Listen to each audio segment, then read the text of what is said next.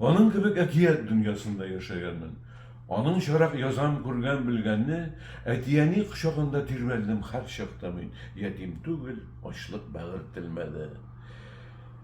Ekiyetleri ana ekiyet tügül şımbarlık. Bugünkü gün bizden sonraki geceler, şurerler hem burler kaplagan da kuygan kök personajlar indi boylar dureler. Şiirleri onun şiirine tügül, şiirli her yılında vagaz. Xuday mənbərə, birəvinin də bu zamanda onun gibi üskə yukarıya ko'tarilgani yo'q edi, mingani. Büyük satirik desem hiç yalgışmam, geri sözüne tik eytirgen mümkün nadan bendeler, andılar şıplap tulgan bizning ilde cemiyette, üst dairelerde bir köp şunday günbeler.